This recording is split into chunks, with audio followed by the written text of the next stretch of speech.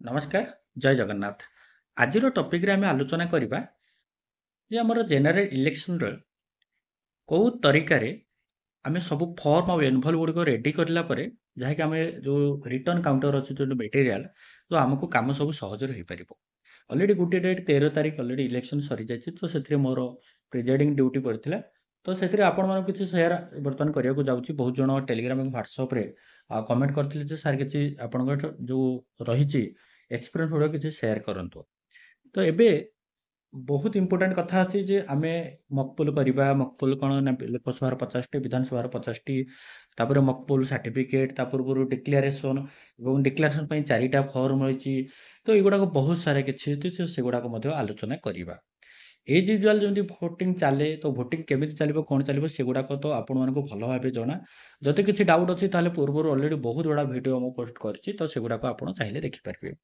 ଗୋଟିଏ ପଏଣ୍ଟ ଆପଣମାନଙ୍କୁ ଗୋଟେ ସଜେଷ୍ଟ କରିବି, ଯୋଉ କମ୍ପାର୍ଟମେଣ୍ଟ ରହିଛି ବିଧାନସଭା ଆଉ ଲୋକସଭା ତା ଭିତରକୁ ଆପଣ କଦାପି ପଶିବେ ନାହିଁ।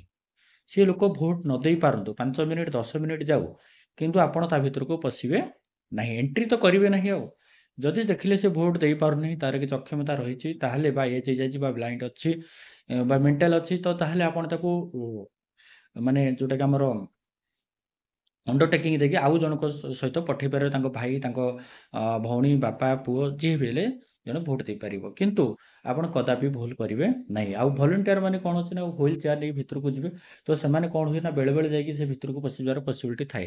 ତ ତାଙ୍କମାନଙ୍କୁ ମଧ୍ୟ ଆପଣ ଦୂରେଇ ରଖିବେ, କାରଣ ବହୁତ ୱେବ୍ କ୍ୟାମେରା ଏବଂ ବହୁତ ସାରା କ୍ୟାମେରା ଲାଗୁଛି। ମାନେ ଗୋଟିଏ କ୍ୟାମେରା ଫୋକସ୍ ରହୁଛି ଯେ କିଏ କୋଉଠି ଭୋଟ ଦଉଛି, ଇଭିଏମ୍ର କ'ଣ ଭୋଟ ପଡୁଛି ସେଗୁଡ଼ାକ ରେକର୍ଡିଂ ହବ ନାହିଁ। ଅନ୍ୟ ଜିନିଷ ଗୁଡ଼ାକ ସବୁ ରେକର୍ଡିଂ ହବ। ତେଣୁ ଏ ଯେ ପ୍ରିଜାଇଡିଂ ଅଫିସର ଆପଣ କ'ଣ ହବ ନା ଆପଣ ବ୍ୟସ୍ତ ହେଉଥିବେ ଯେ ବହୁତ ଗୁଡ଼ା ଆମର ଭୋଟ ଅଛି ଆଉ ବହୁତ ଜଲ୍ଦି ସାରିବାର ଅଛି, ତ ଏମାନେ ଯାଇକି ମୁଁ ଭିତରକୁ ଯାଇକି କହିଦେବି ଏଇ ପଏଣ୍ଟରେ ସେ ଦବେଇ ଦେଲେ ଭୋଟିଂଟା ହେଇଯିବ।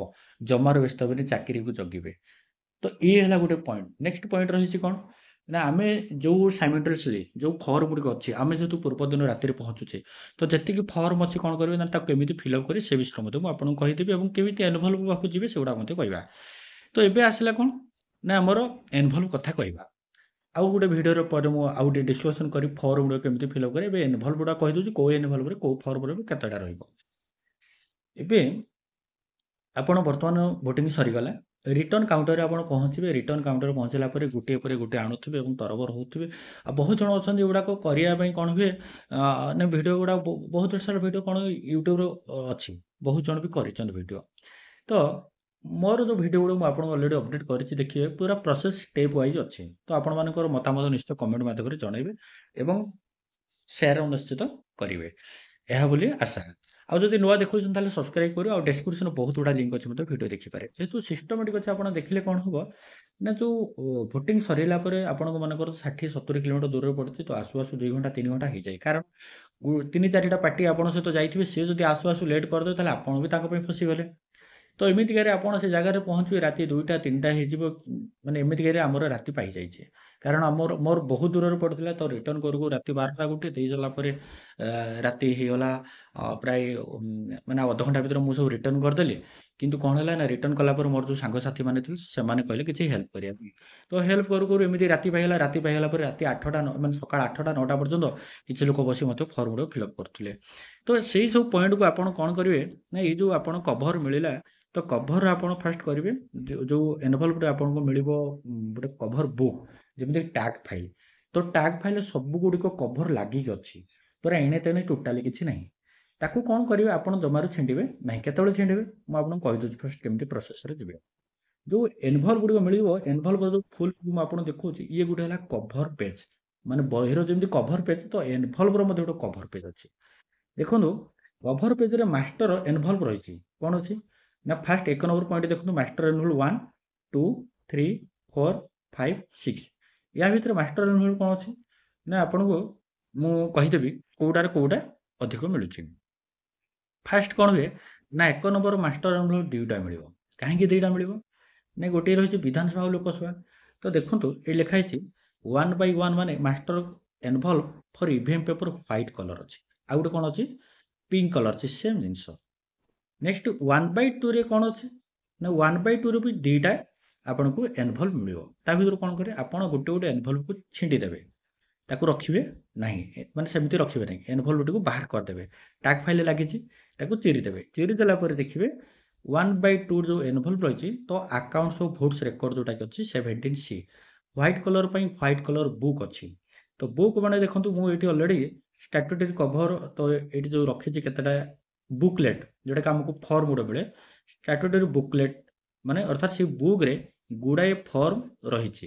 ନେକ୍ସଟ ଗୋଟେ କଭର ପେଜକୁ ଯିବା ବୁକ୍ର, ତ ଆପଣ ସ୍କ୍ରିନରେ ଦେଖାଉଛି ଏଇଟା ନନ୍ ଷ୍ଟାଟ୍ୟୁଟୋରୀ ବୁକଲେଟ୍ ପାର୍ଟ B। ଏଇଠି ପୁଲିଂ ଏଜେଣ୍ଟ କେମିତି କ'ଣ କରିବେ, କେଉଁ ଫର୍ମ ସବୁ ଏଥିରେ ଅଛି। ତ ଗୋଟେ ସାମ୍ପଲ୍ ଏବେ ଯିବା, ଏଇଠି ଦେଖିବା ନନ୍ ଷ୍ଟାଟ୍ୟୁଟୋରୀ ବୁକଲେଟ୍ ପାର୍ଟ A। ତ ଇଏ କ'ଣ ଅଛି ନା ପ୍ରିଜାଇଡ଼ିଂ ଅଫିସର ରିପୋର୍ଟ। ଆପଣ ମୁଁ ଜଷ୍ଟ ଏଇଟା କହିସାରେ ଆଉ ଗୋଟେ ଯିବା ପ୍ରିଜାଇଡ଼ିଂ ଅଫିସର ରିପୋର୍ଟ 1 2 3 4 5। ଇଏ ଦେଖୁଛନ୍ତି ଏଇଟା କେତେ ମିଳିବ ନା ସବୁଥିରୁ ଗୋଟିଏ ଗୋଟିଏ ମିଳିବ। କିନ୍ତୁ ଏଠି କ'ଣ ରହିଛି ନା ଏଠି ଲେଖା ହେଇଛି MLA ପାଇଁ, ଅର୍ଥାତ୍ ଜେନେରାଲ ଲେଜିସ୍ଲେଟିଭ ଆସେମ୍ବଲି, ଅର୍ଥାତ୍ ଆପଣ ଦେଖୁଥିବେ ଏଇଟା ହେଉଛି MLA ମାନଙ୍କ ପାଇଁ ରହିଛି। ନେକ୍ସଟ ଆଉ ଗୋଟେ ଅଛି କ'ଣ ନା ସେମିତି ପୁରା MP ମାନଙ୍କ ପାଇଁ ରହିଛି। ତ ଏମିତି ବୁକଲେଟ୍ ଗୁଡ଼ାକ ପାର୍ଟ ପାର୍ଟ ଅଛି। ଦୁଇଟା ବୁକଲେଟ୍ କେବଳ ବିଧାନସଭା ଆଉ ଲୋକସଭା ପାଇଁ ଅଛି, ଆଉ ଅନ୍ୟମାନଙ୍କ ପାଇଁ ଅଛି। ଏଇ ଦେଖନ୍ତୁ ଫର୍ମ 17C, ଇଏ ହେଉଛି ଆକାଉଣ୍ଟସ୍ ଅଫ୍ ଭୋଟ୍ସ ରେକର୍ଡ। ଯଦି ଆପଣଙ୍କୁ ହ୍ୱାଇଟ୍ କଲର୍ ମିଳିଗଲା, ତାହେଲେ ହ୍ୱାଇଟ୍ କଲର୍ କ'ଣ କରିବେ ନା ହ୍ୱାଇଟ୍ କଲର୍ଟା କେବଳ MP ମାନଙ୍କ ପାଇଁ କରିବେ। ଏଇଟା ଲାଷ୍ଟରେ ଯେଉଁ ଏଜେଣ୍ଟ ମାନଙ୍କୁ ଦିଆଯିବ। ଏ ଫର୍ମ ଏମିତି ସବୁ ଅଛି। ଅଲରେଡ଼ି ଫର୍ମର ଡିସ୍କସନ୍ କରିଛି, ଏଥିରେ ବେଶୀ କିଛି ନାହିଁ, ତ ଆରାମସେ ଆପଣ କରିପାରିବେ ହେଲା। ତ ଏଠି କ'ଣ ହୁଏ ନା ଆପଣ ଯେଉଁ ପେପର ସିଲ୍ ଲେଖା ହେଇନି, ଏଠି ଆପଣ ଦେଖୁଛନ୍ତି ପେପର ସିଲ୍ ପଏଣ୍ଟଟା, ପେପର ସିଲ୍ ଆପଣଙ୍କୁ 6ଟା ମିଳିବ। ଆମର ପେପର ସିଲ୍ ମାନେ ଗ୍ରୀନ୍ ପେପର ସିଲ୍, ଯେଉଁଟାକି AB ପେପର ସିଲ୍ କୁହାଯାଉଛି। ତ AB ସିଲ୍ଟା ଯଦି ଆପଣଙ୍କୁ 6ଟା ମିଳିଲା, ଗୋଟେ କଣ୍ଟ୍ରୋଲରେ କେବଳ ପେପର ସିଲ୍ ଗୋଟିଏ ଲାଗିବ। ଯଦି MPରେ ଗୋଟିଏ ଲାଗିଲା, MLAରେ ଗୋଟିଏ ଲାଗିଲା, ଯଦି ଆପଣଙ୍କୁ 6ଟା ମିଳେ ତାକୁ 3 ଭାଗ କରିଦେବେ, ହେଲା କି। ତ 3 ଭାଗ କଲେ କ'ଣ ହେବ ନା ଆପଣଙ୍କୁ ଗୋଟିଏ 3ଟା ରଖିଲେ MP ପାଇଁ, ଆଉ 3ଟି ରଖିଲେ କାହା ପାଇଁ ନା MLA ପାଇଁ। ତାହେଲେ MPରେ 2ଟା ୟୁଜ୍ ହେଲା, ଗୋଟିଏ ୟୁଜ୍ ହେଲା, MLAରେ ଗୋଟିଏ। ତାହେଲେ MP ପାଇଁ ଯେଉଁ 3ଟା ଲେଖିଲେ, ସେଇ 3ଟା ଯାକ ଏଇଠି ଲେଖିବେ କ'ଣ ନା ସିରିଏଲ ନମ୍ବର ଲେଖିବେ। ପେପର ସିଲ୍ ସପ୍ଲାଏଡ୍ ଟୋଟାଲ ନମ୍ବର 3 ଏବଂ ନମ୍ବର ଲେଖିବେ, ମନେକର 6ରୁ ଆମ ବେଳକୁ ମିଳିଲା 9। ତାହେଲେ ୟୁଜ୍ ହେଲା କେତେ ନା 6 ନମ୍ବରଟା ୟୁଜ୍ ହେଲା। 6 ନମ୍ବର ଯଦି ୟୁଜ୍ ହେଲା, ତାହେଲେ ଆପଣଙ୍କୁ ରହିଲା କେତେ ନା 7 8, ଏଠି 9 ନେଇଗଲେ ନା, ଏଟାକୁ 8 କରିଦେବା, 6 7 8, ତାହେଲେ 7 8 ଆମର ବଳିଲା। ତ ଏମିତି ତାକୁ ପାର୍ଟ ପାର୍ଟ କରିବେ। ଠିକ୍ ଅଛି, ଦେଖନ୍ତୁ ଇଏ ଟିକେ ବୁକଲେଟ୍ ଆପଣଙ୍କୁ ଯେଉଁ ବହି ମିଳିବ, ମୁଁ ଆପଣଙ୍କୁ ବହିଟା ସ୍କ୍ରିନରେ ଦେଖିଦେଉଛି ଆଉ ଥରେ। ଏସବୁ 17Cର ବହି। ଏବେ ଦେଖନ୍ତୁ ଷ୍ଟାଟ୍ୟୁଟୋରୀ ବୁକଲେଟ୍ 2, ଏଇ ଯେଉଁ ପଏଣ୍ଟରେ ଆପଣ ଦେଖୁଛନ୍ତି, ତ ଏଇଠି କ'ଣ ହୁଏ ନା 17B ଫର୍ମ ରହିଛି ଟେଣ୍ଡର ବି। ଅଲରେଡ଼ି ଟେଣ୍ଡର ଭୋଟର ଫର୍ମ ରହିଛି ଆପଣଙ୍କୁ ଗୋଟିଏ ମିଳିବ। ଏବଂ 17C ଫର୍ ପାର୍ଲିଆମେଣ୍ଟାରୀ ପାଇଁ କ'ଣ ରହିଛି ନା 10ଟା। ସେମିତି ଆସେମ୍ବଲି ପାଇଁ, ଯେଉଁଟାକି ଆମର ବିଧାନସଭା ପାଇଁ 15ଟା ଫର୍ମ ରହିଛି। ଏବଂ ଚ୍ୟାଲେଞ୍ଜ ଭୋଟ୍ ଅଛି 14ଟା। ଏଇ ବୁକ୍ରୁ ଆପଣ କ'ଣ କରିବେ ନା ଏଇ ପେଜ୍ ଗୁଡ଼ାକ ଆପଣ ଛିଣ୍ଡିବେ, ଲେଖିବେ, ଲେଖିକି ତାକୁ ଦେବେ। ତ ଏବେ ପଏଣ୍ଟକୁ ଆମେ ଯିବା କେଉଁଠି ନା ଏନଭଲ୍ଭ ପାଖକୁ ଆଉ ଥରେ ପୁଣି ଯିବା। ତ ଏନଭଲ୍ଭରେ ଯଦି ଆମେ ମାଷ୍ଟର କଭର କରିଦେଲେ, ମାଷ୍ଟର କଭର ଦେଖନ୍ତୁ ଏ ସବୁ ବୁକଲେଟ୍ ଆପଣଙ୍କୁ ଏମିତି ବୁକଲେଟ୍ ମିଳିବ। ଏଇ ବୁକଲେଟ୍ରେ ସବୁ ଗୋଟିଏ ଗୋଟିଏ ଫର୍ମ ରହିଛି, ତ ଏଥିରେ ଆଉ କିଛି ଅସୁବିଧା ଆପଣଙ୍କୁ ହେବନି। ଆପଣ କ'ଣ କରିବେ ମାଇଣ୍ଡ ମ୍ୟାପ୍ କରିବେ। ଫାଷ୍ଟ ଜିନିଷ ଆପଣ ମିଳିଗଲା, ଆପଣ ମାଇଣ୍ଡରେ ଆଗେ ଦେଖିଦେବେ କ'ଣ କ'ଣ ଜିନିଷ। ଅଲରେଡ଼ି ଭିଡ଼ିଓ ତ ଦେଖିଥିବେ, ମାଇଣ୍ଡ ହେଇଯାଇଥିବ। ତ ସେଇ ଟାଇମ୍ରେ ଆଉ ଭିଡ଼ିଓ ଦେଖି ଆଉ ଟାଇମ୍ ବର୍ବାଦ କରିବେନି। ଅଲରେଡ଼ି ପ୍ରଥମରୁ ଭିଡ଼ିଓ ଯାହା ଯାହା ଟେଣ୍ଡର ଭୋଟ୍, ପ୍ରକ୍ସି ଭୋଟ୍ ଏଗୁଡ଼ା ସବୁ ଜାଣି ନିଅନ୍ତୁ। ନେକ୍ସଟ ହେଉଛି 1/2ରେ ଆପଣ କ'ଣ କଲେ ନା ହ୍ୱାଇଟ୍ କଲର୍ 17C, ସେମିତି ପିଙ୍କ କଲର୍ରେ କ'ଣ କରିବେ ଆପଣଙ୍କର ବିଧାନସଭାର ରଖିବେ। ଏବେ ଆସିଲା 1/3। ଆପଣ ଦେଖିବେ ଏନଭଲ୍ଭ ଉପରେ, ଯେମିତି ଆପଣ ଦେଖୁଛନ୍ତି, ମୁଁ ଆପଣଙ୍କୁ ଗୋଟେ ସ୍କ୍ରିନ୍ ଦେଖାଉଛି, ଦେଖନ୍ତୁ ଏଠି 4/4 ଲେଖା ହେଇଛି ଗୋଟେ ସାମ୍ପଲରେ। 4/4 ମାନେ ବୁଝନ୍ତୁ 4 ନମ୍ବର ମାଷ୍ଟର ଏନଭଲ୍ଭ, ଇଏ ଫର୍ମ ନମ୍ବର 4 ନମ୍ବର। ତ ଏହାକୁ ହିଁ ଏମିତି ହିଁ ଭାବିବେ। ଦେଖନ୍ତୁ ଆଉ ଗୋଟେ ଜିନିଷ ରହିଛି ଏଠି, ଏଇଟା ରହିଛି କ'ଣ ନା ଆମର ପଞ୍ଚମ କଭରଟା ରହିଛି ହେଲା। ତ ପଞ୍ଚମ କଭରରେ କ'ଣ ହୁଏ ନା 5th cover candidate uniform booklet, other unused form, metal seal, other presiding officer, arrow cross mark, rubber stamp, ତାପରେ cup of setting indelible ink.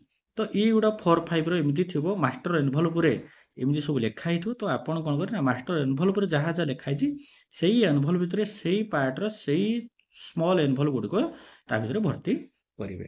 ତ ଏବେ ଆମେ ଯିବା କ'ଣ ପୁଣି ପଏଣ୍ଟ ରହିଛି ନା ଏନଭଲ୍ଭ ଫର୍ ପ୍ରିଜାଇଡ଼ିଂ କ'ଣ ଅଛି ନା Maqbool certificate part 1 part 2 part 3। ମନେ କରନ୍ତୁ ପାର୍ଟ 2 ହେଉଛି ଆକ୍ଚୁଆଲି ନା ଇଭିଏମ୍ ରିପ୍ଲେସମେଣ୍ଟ ଯଦି ଆଉ ସିୟୁ ରିପ୍ଲେସମେଣ୍ଟ ହେଇଛି ତାହେଲେ ପାର୍ଟ 2 ଫର୍ମଟି ଦେବାକୁ ପଡ଼ିବ। ଯଦି ମନେକର ଆପଣ ଇଭିଏମ୍ ରିପ୍ଲେସମେଣ୍ଟ ହୋଇନାହିଁ ତାହେଲେ କ'ଣ ସେ ଫର୍ମ ଦେବେନି? ଯେତିକି ଆପଣଙ୍କୁ ଫର୍ମ ମିଳିଛି ତ ସେତିକି ଫର୍ମ ଆପଣଙ୍କୁ ରିଟର୍ନ କରିବାକୁ ପଡ଼ିବ। ଏବଂ ଯେହେତୁ ଆପଣ ଇଭିଏମ୍ ଭିପାଟ୍ ଚେଞ୍ଜ ହେଇନି ତାହେଲେ ଫର୍ମ ନମ୍ବର 2କୁ ଯିବେ। ଇଭିଏମ୍ ଭିପାଟ୍ ଯଦି ଚେଞ୍ଜ ହେଇନି ତାହେଲେ ନିଲ୍ ଲେଖିବେ। ନିଲ୍ ଲେଖିକି ତଳେ ପ୍ରିଜାଇଡ଼ିଂ ଅଫିସର ସିଲ୍ ସାଇନ୍ ସବୁ କରିବେ। କରିକି ସେଇ ଯେଉଁ ଏନଭଲ୍ଭ ଦିଆହେଇଥିବ ସେଇ ଏନଭଲ୍ଭ ଭିତରେ ଆପଣ ଭର୍ତ୍ତି କରିବେ। ଜମାରୁ ଏ ଭୁଲ କରିବେ ନାହିଁ ଯେ ମୋର ଭିଭିପାଟ୍ ଚେଞ୍ଜ ହେଇନି ମୁଁ ଫର୍ମ ଦେବି ନାହିଁ। ନାହିଁ, ଆପଣ ନିଲ୍ ଲେଖିବେ, ସେଇ ଫର୍ମଟି ବାହାର କରିବେ, ଚିହ୍ନିବେ, ନିଲ୍ ଲେଖିବେ, ନିଲ୍ ଲେଖି ସେ ଏନଭଲ୍ଭ ଭିତରେ ଭର୍ତ୍ତି କରିବେ। ଆଉ ଏଇଟା ଖାଲି ୟା ପାଇଁ ନୁହେଁ, ଯଦି ମନେକର ଆପଣ ଚ୍ୟାଲେଞ୍ଜ ଭୋଟ୍ ହେଇନି, ଟେଣ୍ଡର ଭୋଟ୍ ହେଇନି, ପ୍ରକ୍ସି ଭୋଟ୍ ନାହିଁ, ସିଏସବି ଭୋଟ୍ ନାହିଁ, ତାହେଲେ ସବୁଥିରେ ଆପଣ କ'ଣ କରିବେ ନା ଫର୍ମ ବାହାର କରିବେ, ନିଲ୍ ଲେଖିବେ, ପ୍ରିଜାଇଡ଼ିଂ ଅଫିସର ସିଲ୍ ସାଇନ୍ କରିବେ ଏବଂ ଏନଭଲ୍ଭ ଉପରେ ମଧ୍ୟ ଗୋଟେ କର୍ଣ୍ଣରରେ NILL ନିଲ୍ ଲେଖିଦେବେ। ତାହେଲେ ଜଣାପଡ଼ିବ ଯେ ଆପଣଙ୍କର ସେଠି ଟେଣ୍ଡର ଭୋଟ୍ ନିଲ୍ ଅଛି। ପୁଣି କ'ଣ କରିବା ନା envelope for presiding officer report ଅଛି। ଇଏ ଗଲା 1 କ'ଣ ଅଛି ନା ଗୋଟେ ବିଧାନସଭା ପାଇଁ। ସେମିତି କ'ଣ ହେବ ନା ଗୋଟେ ଲୋକସଭା ପାଇଁ ମଧ୍ୟ ଅଛି। ତାହେଲେ ବିଧାନସଭା ପାଇଁ ପିଙ୍କ କଲର ଏବଂ ଲୋକସଭା ପାଇଁ ହ୍ୱାଇଟ୍ କଲର, ଏ ଦୁଇଟାକ ସେମ୍ 1/3 1/3 ଯିଏ ଯାହା ମାଷ୍ଟର ଏନଭଲ୍ଭ ଭର୍ତ୍ତି କରିବେ। ପୁଣି 1/4 କ'ଣ ହେଲା ନା VVPAT paper seal mock poll black colour. ଆପଣ ବ୍ଲାକ୍ କଲର କଭର ମିଳିବ, ତ ବ୍ଲାକ୍ କଲର କ'ଣ କରିବେ ନା ଇଏ ବି ବ୍ଲାକ୍ କଲର ମିଳିବ। ଗୋଟେ ହେଲା ବିଧାନସଭା, ଗୋଟେ ଲୋକସଭା। ତ ଏଇ ଯେଉଁ ଏସି ଲେଖା ହେଇଛି ମାନେ ଆସେମ୍ବଲି କନଷ୍ଟିଚ୍ୟୁଏଣ୍ଟ, ଅର୍ଥାତ୍ ୟା ମାନେ ବୁଝିବେ ବିଧାନସଭା। ଠିକ୍ ଅଛି, ତ ୟା ଭିତରେ ଭର୍ତ୍ତି କରିବେ। ତ ଭର୍ତ୍ତି କଲେ କ'ଣ ହେବ ନା ପେପର ସିଲ୍ ଯେଉଁ ମକପୁଲ୍ ଗୁଡ଼ିକ ଅଛି ସେ ମକପୁଲ୍ର ପଛପଟେ ଆପଣ ସିଲ୍ ସାଇନ୍ କରିବେ। ମକପୁଲ୍ ଗୋଟେ ଥିବ ତାର ସିଲ୍ କରିବେ, ତାପରେ ସିରିଏଲ୍ ନମ୍ବର ସବୁ ଲେଖିବେ, ଆଉ ପ୍ରିଜାଇଡ଼ିଂ ଅଫିସର ସାଇନ୍ କରିବେ। ନେକ୍ସଟ ଆସିଲା କ'ଣ ନା ଏଇ ଯେଉଁ 1/5 ଯେଉଁ କଥା ଆପଣଙ୍କୁ କହୁଥିଲି, ଭିପାଟ୍ ପେପର ସିଲ୍ ପ୍ରିଣ୍ଟିଂ ଦ ମକପୁଲ୍ କଣ୍ଡକ୍ଟେଡ୍ କେସ୍ ରିପ୍ଲେସମେଣ୍ଟ। ଯଦି ଆପଣଙ୍କ ରିପ୍ଲେସମେଣ୍ଟ ହେଉଛି ତାହେଲେ ଆପଣ କ'ଣ କରିବେ ନା ରିପ୍ଲେସମେଣ୍ଟ ଫର୍ମଟି ଦେବେ। କେଉଁଟା ଯେଉଁ ଭିଭିପାଟ୍ ମାନେ ଟାଇମ୍ରେ କ'ଣ ହୁଏ ନା ମକପୁଲ୍ ଟାଇମ୍ରେ ରିପ୍ଲେସମେଣ୍ଟ ଯଦି କରାଗଲା ତ ସେଇଗୁଡ଼ାକ କ'ଣ ହୁଏ ନା ସେଇ ଏନଭଲ୍ଭରେ ଭର୍ତ୍ତି କରି ଦେବାକୁ ପଡ଼ିବ। ଯଦି ଆପଣଙ୍କର ହେଇନି ସେ ଏନଭଲ୍ଭ ତ ଆପଣଙ୍କୁ ବ୍ଲାକ୍ କଲର ମିଳୁଛି, ତାହେଲେ ଆପଣ ନିଲ୍ ଲେଖିବେ, ତା ଭିତରେ ନିଲ୍ ଗୋଟେ ଛୋଟ କାଗଜରେ ଲେଖିବେ, ଲେଖିକି ସେଥିରେ ସିଲ୍ ସାଇନ୍ କରି ମଧ୍ୟ ଭର୍ତ୍ତି କରିଦେବେ। ତ ଏମିତି ଇଏ ଚାଲିଲା ହେଉଛି 1ର। ତାହେଲେ 1ରେ କ'ଣ ହୁଏ ନା ଦୁଇଟା ମାଷ୍ଟର ଏନଭଲ୍ଭ ମିଳିବ, ଗୋଟେ ଆସେମ୍ବଲି ଆଉ ଗୋଟେ ପାର୍ଲାମେଣ୍ଟ ପାଇଁ। ଠିକ୍ ଅଛି, ତାପରେ ପେପର ମାନେ 2କୁ ଏବେ ଯିବା। 2ରେ କ'ଣ ଅଛି ନା ଏନଭଲ୍ଭ ସେଟ୍ ଯେଉଁଟାକି ଡକ୍ୟୁମେଣ୍ଟ ହ୍ୱାଇଟ୍ କଲର, ଏଇଟା ଆଉ ପିଙ୍କ ନାହିଁ, ଯେଉଁଟା ପିଙ୍କ ସେଇଟା କହିଦେବେ। ଏଇ ବଡ଼ ଯେଉଁ ହ୍ୱାଇଟ୍ କଲର ମିଳିବ ସେଇ ହ୍ୱାଇଟ୍ କଲର ଭିତରେ ବିଧାନସଭା ଆଉ ଲୋକସଭାର ଗୋଟିଏ ସବୁ ରହିବ। କେମିତି କ'ଣ ରହିବ ନା 2.1 ଦେଖୁଛନ୍ତି ମାଷ୍ଟର ଏନଭଲ୍ଭ ଫର ସ୍କ୍ରୁଟି ଡକ୍ୟୁମେଣ୍ଟ ହ୍ୱାଇଟ୍ କଲର, ଯେଉଁଟାକି ଆମର 2.1 ଏଇଟା ଗୋଟେ ମାଷ୍ଟର ଏନଭଲ୍ଭ ଆପଣଙ୍କୁ ମିଳିବ। ସେଇ ମାଷ୍ଟର ଏନଭଲ୍ଭ ଉପରେ କ'ଣ ଲେଖା ହେଇଥିବ ନା 2/2 envelope for presiding officer diary. Presiding officer diary ଗୋଟେ ହ୍ୱାଇଟ୍ କଲର, ଯଦି ହ୍ୱାଇଟ୍ କଲର ଅଛି ମାନେ ତାହେଲେ ଲୋକସଭା ପାଇଁ ଆପଣ ଗୋଟିଏ ଲେଖିବେ। ପୁଣି ପିଙ୍କ କଲର ଅଛି ପ୍ରିଜାଇଡ଼ିଂ ଅଫିସର ଡାଏରୀ, ତାହେଲେ 2ଟା ଲେଖିବେ। ନେକ୍ସଟ ତାପରେ ଫର ରେଜିଷ୍ଟର ଭୋଟର୍ସ, ଯେଉଁଟା ରେଜିଷ୍ଟର ଭୋଟର୍ସ କେଉଁଟା 17 ଏ କାହା ପାଖରେ ଥିବ ଆମର ସେକେଣ୍ଡ ପୋଲିଂ ଅଫିସର ପାଖରେ ଥିବ। ତ ସିଏ କ'ଣ ହୁଏ ନା ସେକୁ ହ୍ୱାଇଟ୍ କଲର କଭର ଥିବ ତା ଭିତରେ ଭର୍ତ୍ତି କରିବେ। ରେଜିଷ୍ଟର ଭୋଟର ତ 2ଟା ହେବ ନାହିଁ, ତେଣୁ ଆପଣ କ'ଣ କରିବେ ଗୋଟେ ହିଁ ରଖିବେ। ନେକ୍ସଟ ପୁଣି କ'ଣ ଅଛି ନା envelope for the list of blind infirm elector. ଯଦି ଆପଣଙ୍କର ବ୍ଲାଇଣ୍ଡ ଭୋଟର୍ସ ଯେଉଁମାନେ ଆସିଲେ ତାଙ୍କୁ ଭୋଟ ଦେବା ପାଇଁ ଆଉ ଜଣେ ଥିବ ଯେଉଁଟାକି ଆମର ଡିକ୍ଲାରେସନ୍ ରହିବ। ତ ଡିକ୍ଲାରେସନ୍ ରଖିବା ପାଇଁ କ'ଣ ନା ହ୍ୱାଇଟ୍ କଲର ଏନଭଲ୍ଭ ଅଛି ତାକୁ ଆପଣ ଭର୍ତ୍ତି କରିବେ। ଯଦି ମନେକର ଆପଣ ବ୍ଲାଇଣ୍ଡ ଭୋଟର କେହି ନାହାନ୍ତି ସେଠି ନିଲ୍ ହେଲା, ତାହେଲେ କ'ଣ କରିବେ ନା ସେଇ ଏନଭଲ୍ଭ ଉପରେ ନିଲ୍ ଲେଖିବେ ଏବଂ ତାର ଫର୍ମ ବାହାର କରିବେ। ଫର୍ମ ବାହାର କରି ଗୋଟେ ନିଲ୍ ଲେଖି ତା ଭିତରେ ଭର୍ତ୍ତି କରିଦେବେ। ଠିକ୍ ଅଛି, ତ କେଉଁ ଡିଷ୍ଟ୍ରିକ୍ଟରେ ପୁଣି କେମିତି ନେବେ? ଯଦି ଆପଣ ଫର୍ମ ଭର୍ତ୍ତି କରୁଛନ୍ତି ତାର କାମ ସରିଲା। ବହୁ ଜାଗାରେ କ'ଣ ହୁଏ ନା ଛୋଟ କାଗଜରେ କହିବେ ଯେଉଁ ଛୋଟ କାଗଜ କାଟିଦିଅ, ସେଥିରେ ନିଲ୍ ଲେଖ, ପ୍ରିଜାଇଡ଼ିଂ ଅଫିସର ସିଲ୍ ସାଇନ୍ କରିଦିଅ, ତ ହେଇଯିବ। ତେଣୁ ଆପଣ ବେଟର ହେବ ଆପଣଙ୍କର ଟାଇମ୍ ଥିବ ଆପଣ ଫର୍ମ ଭର୍ତ୍ତି କରିଦେବେ, ତ ହେଇଯିବ। ଆମର ବି କ'ଣ ହୁଏ ନା ଗୋଟେ ଗୋଟେ କାଉଣ୍ଟରରେ ମାଗିବେ ଛୋଟ କାଗଜର ନିଲ୍ ଲେଖି ଦେଇଦିଅ, ଆଉ ଗୋଟେ ଜାଗାରେ ଫର୍ମ ମାଗିବେ, ଫର୍ମ ନିଲ୍ ଲେଖିକି ଦିଅ। ଏବଂ 2/5ରେ କ'ଣ ନା ଏନଭଲ୍ଭ ଫର ଭିଜିଟ୍ ସିଟ୍। ଭିଜିଟ୍ ସିଟ୍ ନିହାତି ଆପଣଙ୍କୁ ମିଳିବ, କାରଣ ଯେଉଁଟା ଆମର ସେକ୍ଟର ଅଫିସର ନିହାତି ଆପଣଙ୍କ ପୋଲିଂ ବୁଥକୁ 2 ଥର 3 ଥର ଯିବେ, ତ ଭିଜିଟ୍ ସିଟ୍ ଆପଣ ହ୍ୱାଇଟ୍ କଲର ଭର୍ତ୍ତି କରିଦେବେ। ଇଏ ସରିଗଲା ଏନଭଲ୍ଭ ନମ୍ବର 2। ତାହେଲେ ବର୍ତ୍ତମାନ ସୁଦ୍ଧା ଆମ ମାଷ୍ଟର ଏନଭଲ୍ଭ କେତୋଟି ନା 3ଟା, କାରଣ 1 ନମ୍ବର ପଏଣ୍ଟରେ 2ଟା ମାଷ୍ଟର ଏନଭଲ୍ଭ ଆଉ 2 ନମ୍ବର ପଏଣ୍ଟରେ ଗୋଟିଏ ମାଷ୍ଟର ଏନଭଲ୍ଭ ଆପଣଙ୍କୁ ମିଳିବ। ଏବଂ 3 ନମ୍ବର ପଏଣ୍ଟକୁ ଯିବା। 3 ନମ୍ବର ପଏଣ୍ଟକୁ ନା ଏନଭଲ୍ଭ ସେଟ୍ 3, ଏଇଟା ହେଉଛି ଷ୍ଟାଟୁଟୋରୀ କଭର ହ୍ୱାଇଟ୍ କଲର ଅଛି। ତ ହ୍ୱାଇଟ୍ କଲରରେ କ'ଣ ହୁଏ ନା ମାଷ୍ଟର ଏନଭଲ୍ଭ ଏଇଟା କେବଳ ବଡ଼ ବିଗ୍ ମିଳିବ। ଏଥିରେ କ'ଣ ହୁଏ ନା ଯେଉଁ 3/2 ଲେଖାଯାଇଛି ମାନେ 3 ନମ୍ବର, ଏଇଟା ବୁଝନ୍ତୁ 3 ନମ୍ବର ଗୋଟିଏ ମାତ୍ର ଏନଭଲ୍ଭ ମାନେ ରହିଛି। କ'ଣ ରହିଛି ନା copy of electoral and list of CSB। CSB list ମାନେ କ'ଣ ବୁଝୁଛନ୍ତି? କ୍ଲାସିଫାଇଡ୍ ସର୍ଭିସ୍ ଭୋଟର, ଯେଉଁଟାକି ପ୍ରକ୍ସି ଭୋଟର। ଯେଉଁ ଲିଷ୍ଟ ଆପଣ ମିଳୁଥିବ ସେ ଲିଷ୍ଟରେ ଆପଣ ଲେଖିକି ଦେବେ। ମାନେ ଆପଣ ଭର୍ତ୍ତି କରିବେ। ଇଲେକ୍ଟୋରାଲ୍ ରୋଲ୍ କୋଉଠି? ଯୋଉଟା ଆମର ଫାଷ୍ଟ ପୋଲିଂ ଅଫିସର ପାଖରେ ଅଛି। ତାହେଲେ 3/2 ର କ'ଣ ହବ ନା ଇଲେକ୍ଟୋରାଲ୍‌ରେ ଆପଣ ଭର୍ତ୍ତି କରିଦେବେ। ଏବଂ ଏଇଟା କ'ଣ ହୁଏ ନା ଏଇଟା ସିଲ୍ ହବ। ଏବଂ କୋଉଟା ସିଲ୍ ହବ କୋଉଟା ଅନସିଲ୍ ହବ ତାହା ମଧ୍ୟ ମୁଁ ଆପଣଙ୍କୁ ଗୋଟେ ଦେଖିଦଉଛି। ଲାଷ୍ଟରେ ଗୋଟେ ରହିଛି। ହେଲା। ତାପରେ ଅଛି କ'ଣ 3/3 envelope for voter slip. Voter slip ଗୁଡ଼ା ହ୍ୱାଇଟ୍ କଲର୍। ହ୍ୱାଇଟ୍ କଲର୍ ଅଛି ଭୋଟର ସ୍ଲିପ୍ ମନେ ରଖନ୍ତୁ। ଏବଂ ପିଙ୍କ୍ କଲର୍। ପିଙ୍କ୍ କଲର୍ ହେଉଛି ଆମର ବିଧାନସଭା, ହ୍ୱାଇଟ୍ କଲର୍ ଲୋକସଭା। ଏଇଠି ଗୋଟେ ପଏଣ୍ଟ ରହିଲା ଯୋଉ ସ୍ଲିପ୍ ଗୁଡ଼ିକ ଅଛି ସେଥିରେ ଲେଖା ହେଇଥିବ ପୋଲିଂ ଅଫିସର ଇନିସିଆଲ୍। ସେଥିରେ କିଏ ସାଇନ୍ କରିବେ ଜାଣିଛନ୍ତି? ତ ସେଥିରେ ଥାର୍ଡ ପୋଲିଂ ଅଫିସର ସାଇନ୍ କରିବେ। କାହିଁକିନା ଥାର୍ଡ ପୋଲିଂ ଅଫିସର ଚାର୍ଜ ରହିବେ, ସେ ଡିଷ୍ଟ୍ରିବ୍ୟୁଟ୍ କରିବେ ଏବଂ ଥାର୍ଡ ପୋଲିଂ ଅଫିସର କହିବେ ସେ ସାଇନ୍ କରିବା ପାଇଁ। ଏବେ ଆସିଲା ଆଉ ଗୋଟେ ପଏଣ୍ଟକୁ ଯେ 3/4 ରେ କ'ଣ ଅଛି ନା envelope for use tender ballot. ଯଦି ଆପଣ ଟେଣ୍ଡର ବାଲାଟ ପରେ ୟୁଜ୍ ହେଇଛି ତାହେଲେ ୟୁଜ୍ ଲେଖିବେ। ତାପରେ ଅନୟୁଜ୍‌ଟା ଲେଖିବେ। ଇଏ ଯାକ ଦିଟା ଯାକ କ'ଣ ହୁଏ ଗୋଟେ ୟୁଜ୍‌ଡ ଅନୟୁଜ୍‌ଡ ଗୋଟେ ହ୍ୱାଇଟ୍ ଗୋଟେ ପିଙ୍କ୍, ଗୋଟେ ହ୍ୱାଇଟ୍ ଗୋଟେ ପିଙ୍କ୍। ତ ଇଏ ଦୁଇଟା ଯାକ ହିଁ ରହିବ। ଏବଂ କ'ଣ ଦିଟା ରହିବ ନା 17B ର ଦିଟା ରହିବ ଟେଣ୍ଡର ବାଲାଟ ଉପରେ କ'ଣ ନା ଗୋଟେ ୟୁଜ୍‌ଡ ଆଉ ଗୋଟେ ଅନୟୁଜ୍‌ଡ। କାରଣ ଦେଖନ୍ତୁ ବନ୍ଧୁ ହ୍ୱାଇଟ୍ କଲର୍ 17B ଫର୍ମ ଆପଣଙ୍କୁ ମିଳିଲା ୟୁଜ୍‌ଡ ଟେଣ୍ଡର ବାଲାଟ ଫର୍ମଟା କେବଳ ଭର୍ତ୍ତି ହେବ। ସେମିତି ପିଙ୍କ୍ କଲର୍ ମଧ୍ୟ 17B। ତାପରେ ଅନୟୁଜ୍‌ଡ ବାଲାଟ ପରେ ଯୋଉ ହ୍ୱାଇଟ୍ କଲର୍ ମିଳିଥିବ ଆପଣଙ୍କୁ 10ଟା ଲେଖା। ଏଥର 10ଟା ଲେଖା ମିଳୁଛି 20ଟା ମିଳୁନି। ମୁଁ ବହୁତ ଗୁଡ଼ା ଭିଡ଼ିଓରେ 20ଟା କହିଛି ବଟ୍ 20ଟା ନାହିଁ ତ 10ଟା ଦଉଛନ୍ତି। ସେମିତି କ'ଣ ଅଛି ନା ପିଙ୍କ୍ କଲର୍ ମଧ୍ୟ ରହିଛି। ତାପରେ envelope for the list challenge vote ଯୋଉଟା ହ୍ୱାଇଟ୍ କଲର୍। ଯଦି ମନେକରନ୍ତୁ ଆପଣ ଟେଣ୍ଡର ଭୋଟ୍ ହେଇନାହିଁ ତ ଟେଣ୍ଡର ଭୋଟ୍ କେମିତି ଏଭଏଡ୍ କରିବେ ମୁଁ ଆପଣମାନଙ୍କୁ ଅଲରେଡି ଗୋଟେ ଭିଡ଼ିଓରେ ପୋଷ୍ଟ କରିସାରିଛି ଆଗରୁ। ତ ଆପଣ ଚାହିଁଲେ ଦେଖିପାରିବେ। ଠିକ୍ ଅଛି। ତ ଇଏ ରହିଲା ହେଉଛି ବର୍ତ୍ତମାନ ସୁଦ୍ଧା ମାଷ୍ଟର ତାହେଲେ ଆମର କେତୋଟି ହେଲା 4ଟା। 3 ନମ୍ବର ବେଳକୁ 4ଟା ଏବଂ 5 ନମ୍ବର ବର୍ତ୍ତମାନ ପଏଣ୍ଟରେ ଆସିବା। 5 ନମ୍ବର ଯୋଉଟା 4 ନମ୍ବର ପଏଣ୍ଟରେ ମାନେ ଇଏ 5 ନମ୍ବର ବଡ଼ ଏନଭଲପ୍ ଥିବ। ତେଣୁ ୟାକୁ 4 ଆମେ ହିଁ ଧରିବା। Envelope number set for non statutory cover yellow cover ଆପଣଙ୍କୁ ମିଳିବ। ଗୋଟେ ୟେଲୋ କଭର୍। ସେଥିରେ 4/1 ଅଛି କ'ଣ ହବ ମାନେ ଇଲେକ୍ଟୋରାଲ୍ ରୋଲ୍ ଅଦର ଦେନ୍ ମାର୍କେଟ୍ କପି। ଅଦର ଦେନ୍ ମାର୍କେଟ୍ କପି ମାନେ ଯୋଉଟା ଆପଣଙ୍କୁ ମିଳିଛି ତ ଅଦର ଦେନ୍ ମାର୍କେଟ୍ କପିଟା ଆପଣଙ୍କୁ ରିଟର୍ନ କରିବାକୁ ପଡ଼ିବ। କୋଉଟା ଥିବ ନା ଏଥର 4ଟା ମିଳୁଛି। ଗୋଟେ ମାର୍କେଟ୍ କପି ଯୋଉଟା ସେକେଣ୍ଡ ପୋଲିଂ ଅଫିସର ପାଖରେ ଫାଷ୍ଟ ପୋଲିଂ ଅଫିସର ପାଖରେ ମାର୍କେଟ୍ କପି ରହୁଛି। ତାପରେ ପ୍ରିଜାଇଡିଂ ଅଫିସର ପାଖରେ ଆଉ ଗୋଟେ ବାହାରେ ଗୋଟେ ରଖିବା ପାଇଁ ଆଉ ଗୋଟେ ଏକ୍ସଟ୍ରା। ତେଣୁ 4ଟା ଯୋଉ ଅଦର ଦେନ୍ ମାର୍କେଟ୍ କପି କ'ଣ କରିବେ ୟା ଭିତରେ ସବୁ ଭର୍ତ୍ତି କରିବେ ୟାକୁ ସିଲ୍ କରିବେ ଏବଂ ଏଇଟା ୟେଲୋ କଲର୍ ହିଁ ରହିବ।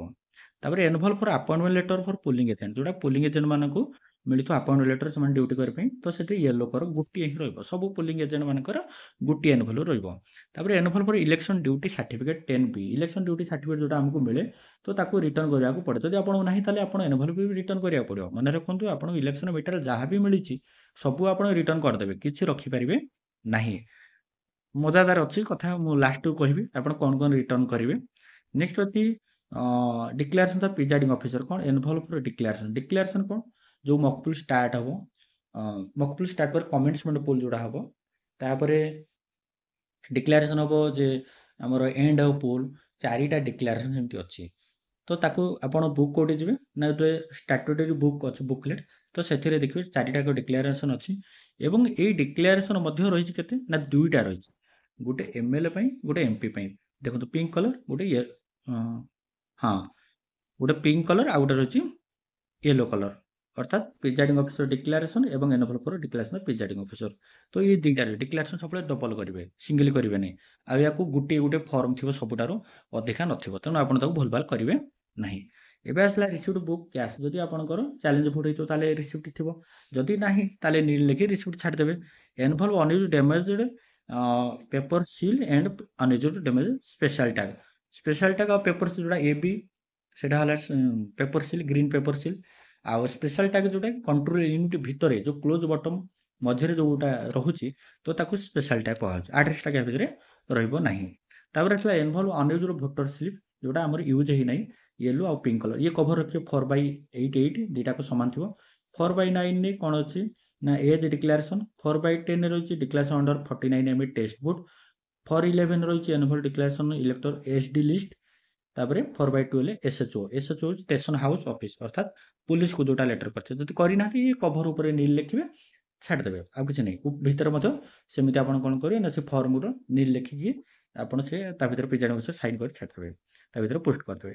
ଏବେ ଆସିଲା ଏନଭଲପ୍ ନମ୍ବର ସେଟ୍ 5 କ'ଣ ଅଛି ନା ହ୍ୟାଣ୍ଡବୁକ୍ ଇନଷ୍ଟ୍ରକ୍ସନ୍ ଏଟସେଟ୍ରା ବ୍ରାଉନ୍ କଲର୍ ଆପଣଙ୍କୁ ବ୍ରାଉନ୍ କଲର୍ ମିଳିବ। କ'ଣ ଅଛି ନା master envelope handbook instruction ଏଟସେଟ୍ରା brown colour 5/2 ରେ ଅଛି କ'ଣ ନା ୟୁଜ୍ଡ ଆଣ୍ଡ ରିମେନିଂ ଇଣ୍ଡେବଲ୍ ଇଙ୍କ୍, ଯୋଉଟାକି ଆପଣଙ୍କୁ ଇଙ୍କ୍ ଲଗେଇବା ପାଇଁ ଯୋଉ ଦିଆହେଇଥିବ ସେ ଇଙ୍କ୍‌ଟା କଣ କରିବେ ନା ତା ଭିତରେ ଭର୍ତ୍ତି କରିବେ ଗୋଟେ ଏନଭଲପ୍, ଆକୁ ସିଲ୍ ହବ। ତାପରେ ତା ସହିତ କଣ କରିବେ ନା used stamp paper, stamp pad brown colour. ସେଇ ବ୍ରାଉନ୍ କଲର ଭିତରେ କଭର ସିଲ୍ ହବ କଣ? ସେଇ ସେମ୍ ଭିତରେ ଯୋଉ ଷ୍ଟାମ୍ପ ପ୍ୟାଡ୍, ଆପଣଙ୍କୁ ଗୋଟେ ଷ୍ଟାମ୍ପ ପ୍ୟାଡ୍ ମିଳିଥିଲା, ଆପଣ ସେକ୍ଟର ଅଫିସରୁ ଆଉ ଗୋଟେ ଷ୍ଟାମ୍ପ ପ୍ୟାଡ୍ ମାଗିନେବେ। କାରଣ ଆପଣଙ୍କର 400-500 ଭୋଟିଂ ସମୟରେ ପ୍ରାୟ 600 ମ୍ୟାକ୍ସିମମ୍ 600 ଭୋଟ ସରିଲା ପରେ ସେ ଷ୍ଟାମ୍ପ ପ୍ୟାଡ୍ ଆଉ କାମ କରୁନି। ତେଣୁ ଡବଲ ଷ୍ଟାମ୍ପ ପ୍ୟାଡ୍ ସବୁବେଳେ ମାଗିକି ରଖିବେ। ନେକ୍ସଟ ହେଲା envelope set 6 other polling material blue colour, ଯୋଉଟାକି envelope for other polling material blue colour, ଅର୍ଥାତ୍ ତାର ଯୋଉ ବୁକ୍ ମିଳିଛି, ଇନଷ୍ଟ୍ରକ୍ସନ ମିଳିଛି, ଯୋଉ ଫର୍ମ ରହିଛି, ଯାହା ସବୁ ରହିଛି ଲାଷ୍ଟରେ ଆପଣ କଣ କରିବେ ୟା ଭିତରେ ଭର୍ତ୍ତି କରିବେ। ଏବଂ ଆପଣ ଏମାଉଣ୍ଟ ସ୍ଲାଇଡ୍ ଯୋଉଟା ମିଳୁଥିବ ତାକୁ ଆପଣ କଣ କରିବେ ଲାଷ୍ଟରେ ସେଇ ଟ୍ରଙ୍କ ଭିତରେ ରଖିବେ। ଟ୍ରଙ୍କ ସହ ଆପଣ କଣ କରିବେ ରିଟର୍ନ କରିବେ। ଏବଂ ଆପଣଙ୍କୁ କଣ ଅଛି ନା ଯୋଉ କପ୍ ମିଳିଥିବ, ଯୋଉ କପ୍‌ଟା ଯୋଉ ଦିଆଯାଇଥିବ ଯୋଉ ଇଣ୍ଡେବଲ୍ ଇଙ୍କ୍ ରଖିବା ପାଇଁ ବାଲି ଭର୍ତ୍ତି କରି, ତାକୁ ମଧ୍ୟ ଆପଣ ରିଟର୍ନ କରିବେ। କୌଣସି ଜିନିଷ ଆପଣଙ୍କ ପାଖରେ ରଖିପାରିବେ ନାହିଁ। ଏମିତି ଆପଣଙ୍କ ଏନଭଲପ୍ ଥିବ, ମନେ କରୁଥିବେ envelope for complaint to SHO, ତ ଇଏ ୟେଲୋ କଲର ଅଛି, ଗୋଟିଏ ରହିବ। ତାହେଲେ ଏଠି ଆପଣ କଣ କରିବେ, ଆପଣ ଏଠି ନିଲ୍ ଲେଖିବେ, NIL ନିଲ୍। ତାପରେ କଣ କରିବେ ନା ଏଠି ପ୍ରିଜାଇଡିଂ ଅଫିସର ସାଇନ୍ କରିଦେବେ ସବୁଥିରେ। ଏବଂ ୟା ଭିତରେ ଯୋଉ ଫର୍ମଟାକୁ ଆପଣ ଏସ୍ଏଚ୍ଓ ଫର୍ମଟାକୁ ଚିହ୍ନିଥିବେ ଏବଂ ଫର୍ମ ଉପରେ ଲେଖିଦେବେ, ଏମିତି ଗାର ପକେଇଦେବେ, ନିଲ୍ ଲେଖିବେ। ନିଲ୍ ଲେଖି ତା ଭିତରେ ଭର୍ତ୍ତି କରିଦେବେ। ତ ଏମିତି ଗୁଡ଼ାଏ ଏନଭଲ୍ଭ ଆପଣଙ୍କୁ ରହିଛି। ଚ୍ୟାଲେଞ୍ଜ ବୋର୍ଡ ଯଦି ନାହିଁ, ତ ଏଇ ସବୁ ରହିଛି। ତ ଆପଣମାନଙ୍କୁ ନିଶ୍ଚିତ ଭଲ ଲାଗିଥିବ ନିହାତି ଏ ଭିଡ଼ିଓଟି, କାରଣ ଏହା ବହୁତ ହେଲ୍ପଫୁଲ୍। ଆପଣ ମେଟେରିଆଲ ରିଟର୍ନ କାଉଣ୍ଟରରେ ଆଉ ବେଶୀ ସମୟ ଛିଡ଼ା ହେବେ ନାହିଁ। ଦେଖନ୍ତୁ ଏଇଠି ରଖିଛି ନନ୍ ଷ୍ଟାଟ୍ୟୁଟୋରୀ କଭର, ତ ୟା ଭିତରେ ଆପଣ କଣ କରିବେ ନା ଏ ସବୁ ଜିନିଷକୁ ଭର୍ତ୍ତି କରିବେ। ତ ଇଏ ସବୁକୁ ଆପଣ ଠିକ୍ ଯଦି କରିଦେବେ, ତାହେଲେ ଆପଣ ଠିକ୍ କାମ ହେଇଯିବ ଆପଣଙ୍କର, କୌଣସି ଅସୁବିଧା ହବ ନାହିଁ। ତା ଭିତରେ ଆପଣଙ୍କୁ ମଧ୍ୟ ଗୋଟେ ଫର୍ମ ମୁଁ ଆପଣମାନଙ୍କୁ ଦେଖଉଛି, କୋଉ କୋଉ ଫର୍ମ ଦ୍ୱାରା ଆପଣ ତାକୁ ରିଟର୍ନ କରିବେ, ସେଗୁଡ଼ାକ ମଧ୍ୟ ମୁଁ ଆପଣଙ୍କୁ ଦେଖିଦଉଛି। ଆପଣ ସ୍କ୍ରିନରେ ଦେଖୁଛନ୍ତି, ତ ଇଏ ଫର୍ମ କଣ ହୁଏ ନା ଏ ଫର୍ମଟିକୁ ଆପଣ ରିଟର୍ନ ଟାଇମରେ ଦେବେ ଏବଂ ସେମାନେ ତାକୁ ଠିକଚିହ୍ନ କରିକି ନେବେ, ରିସିଭ୍ କରିବେ। ପ୍ରାୟ 3ଟା ଜିଲ୍ଲାରେ ସେମ୍ ରହିଛି, ପ୍ରାୟ ଅନ୍ୟମାନଙ୍କ ଜିଲ୍ଲାରେ ମଧ୍ୟ ସେମ୍ ରହିବ। ଏଇ ଦେଖନ୍ତୁ ଫାଷ୍ଟ ପ୍ୟାକେଟ୍ ରହିଛି ଇଭିଏମ୍ ପେପର। ଇଭିଏମ୍ ପେପରରେ ଯୋଉଟାକି ଆପଣ ଫାଷ୍ଟ ମିଳିଛି, ତ unsealed envelope containing the of votes record 17C for SC ଦେବେ, ତାପରେ PC ଦେବେ। ଏଥିରେ କଣ ନା verify entry part 1 form white colour PC ଏବଂ ପିଙ୍କ କଲର SC, ତାପରେ seal booth envelope containing form 17C ଟା ଆପଣ ଖୋଲା ଦେବେ, ସେମାନେ ସିଲ୍ କରିବେ। ତ ଆପଣ କିଛି ସିଲ୍ କରିବା ଆବଶ୍ୟକ ନାହିଁ। Fix the ଏନଭଲ୍ଭ formula on the caring case CU, ଅର୍ଥାତ୍ ଆପଣ ଯେତେବେଳେ ସେମାନଙ୍କୁ ଦେବେ କଣ କରିବେ, ଯୋଉ ରିସିଭ୍ କାଉଣ୍ଟରରେ, ତ ସେମାନେ ତାକୁ ସିଲ୍ କରିବେ ଆପଣଙ୍କ ଆଗରେ। ତାପରେ ସେଇ ଯୋଉ ଏନଭଲ୍ଭଟିକୁ 17C ଯୋଉ ଏନଭଲ୍ଭ ଦିଟାକ ଦେଲେ, ମନେକର ଏସିର ଦେଲେ, ତ ଏସିର ଯୋଉ କଣ୍ଟ୍ରୋଲ ୟୁନିଟ୍ ଅଛି, ତ କଣ୍ଟ୍ରୋଲ ୟୁନିଟ୍ ଉପରେ ତାକୁ ସିଲ୍ କରିଦେବେ। ଆପଣମାନେ ଷ୍ଟିକର ମାରିକି ରଖିବେ। ସେମିତି PC ଉପରେ କଣ କରିବେ ନା ସେମିତି CU ଉପରେ ଯୋଉ ବକ୍ସ ଅଛି, ବକ୍ସ ଉପରେ କଣ କରିବେ ନା 17C ଯୋଉ ଏନଭଲ୍ଭ ସହିତ ଯୋଉ ଫର୍ମ ଅଛି, ତାକୁ ମଧ୍ୟ ଷ୍ଟିକରିଂ କରିଦେବେ।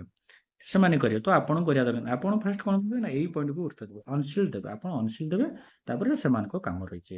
ତ ଆମର ଏଇ ପଏଣ୍ଟକୁ କିଛି ନାହିଁ, କରିବା ଆବଶ୍ୟକ ନାହିଁ। ତାପରେ 2 ନମ୍ବର ପଏଣ୍ଟ କଣ, ଅନସିଲ୍ଡ ଏନଭଲ୍ଭ କଣ୍ଟେନିଂ ଦ ପ୍ରିଜାଇଡିଂ ଅଫିସର ରିପୋର୍ଟ 1 2 3 4 5, ଯୋଉଟାକି ଏଠି 5 ପର୍ଯ୍ୟନ୍ତ ଅଛି। ଯଦି 5 ପର୍ଯ୍ୟନ୍ତ ଆପଣଙ୍କ ହେଇଛି ଦେବେ, ଯଦି ନାହିଁ ତାହେଲେ ଉପରେ ଲେଖା ହେଇଛି 1 2 3 4 ଲେଖା ହେଇଛି। ଏମିତି କଣ ଅଛି ନା certificate, power pack replacement, presiding close button after, EVM VVPAT replacement ଯଦି ହେଇଛି ଦେବେ, ଯଦି ନ ହେଇଛି ନାହିଁ ଦେବେ ନାହିଁ।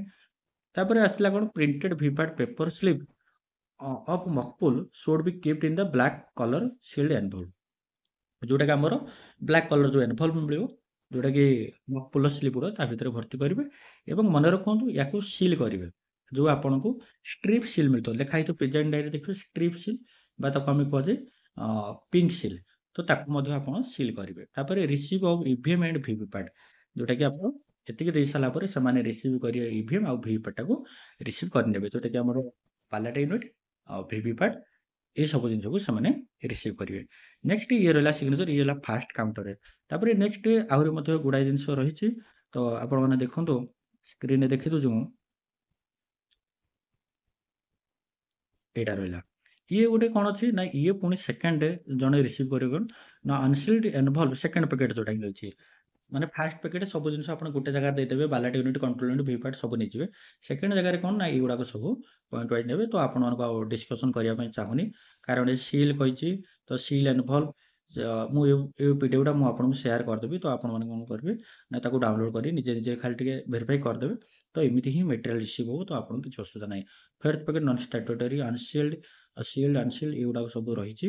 ତ ହ୍ୟାଣ୍ଡବୁକ୍ ତାପରେ ପ୍ରିଜାଇଡ଼ିଂ ଅଫିସର ନେକ୍ସଟ 5th ପଏଣ୍ଟରେ ହ୍ୟାଣ୍ଡବୁକ୍ ଇଣ୍ଡିଏବଲ୍ ଇଙ୍କ ଇଲ୍ସ ଇଙ୍କ ତାପରେ ଦେଖନ୍ତୁ ଆପଣ ଯେଉଁଟା କହୁଥିଲେ ଏଥିରେ ମଧ୍ୟ ରହିଛି ଯେ ଆପଣ ଟୋଟାଲି ଯେଉଁ ଇଣ୍ଡିଏବଲ୍ ଇଙ୍କ ଯଦି ବଳିଗଲା ତାକୁ ମଧ୍ୟ ଫିଙ୍ଗିବେ ନାହିଁ, ଖାଲି ବୋତଲ ସହ ମଧ୍ୟ ଫେରିକି ଆଣିବେ ଏବଂ ସେ ଗ୍ଲାସ୍ କପ୍ ମଧ୍ୟ ରିଟର୍ନ କରି ଆଣିବେ। ନେକ୍ସଟ ଅଛି candidate 7A photocopy of signature candidate କେଉଁଟା କହିଲେ ଯେଉଁଟାକି ଆପଣଙ୍କର MLMP ମାନଙ୍କର ଯେଉଁ ଫଟୋକପି ଦିଆହେଇଥିବ, arrow cross mark rubber stamp for marking tender ballot paper ଯେଉଁଟା ଏରୋ କ୍ରସ୍ ମାର୍କ ଆଉ presiding officer seal metal seal ଏ ସବୁ ଗୁଡ଼ିକ ଆପଣ କ'ଣ କରିବେ ସବୁ ରିଟର୍ନ କରିଦେବେ। ଏତିକି କରିସାରିଲା ପରେ ଆପଣ କ'ଣ କରିବେ ନା ଆପଣଙ୍କୁ ମିଳିବ ହେଉଛି ମାନେ ଆପଣଙ୍କୁ ରିଲିଭ୍ ଅର୍ଡ଼ର ମିଳିବ। ତ ରିଲିଭ୍ ଅର୍ଡ଼ର ଏଠି ଓକେ ମେସେଜ ମଧ୍ୟ ଆପଣଙ୍କୁ ଏମିତି ଦିଆଯିବ ଓକେ ମେସେଜ।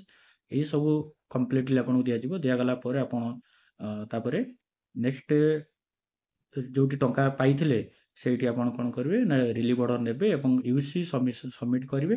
ୟୁସି ସବମିଟ୍ ପରେ ଆପଣ ଆପଣଙ୍କ ରିଲିଭ୍ ହେବେ, ନହେଲେ ସେ ପର୍ଯ୍ୟନ୍ତ ଆପଣ ରିଲିଭ୍ ହେବେ ନାହିଁ। ତ ଏତିକିରେ ଆପଣମାନଙ୍କୁ ଡିଟେଲ୍ ଅର୍ଡ଼ର ମୁଁ ଆଲୋଚନା କରିଦେଇଛି। ଆପଣ ନିଶ୍ଚିତ ଭିଡ଼ିଓ ବହୁତ ହେଲ୍ପଫୁଲ୍ କରିବ, ଆଶା କରୁଛି ନିଶ୍ଚିତ ସେୟାର କରିବେ ଏବଂ କମେଣ୍ଟ ମାଧ୍ୟମରେ ଜଣାଇବେ। Thank you. ଆଜିର ଟପିକରେ ଏତିକି।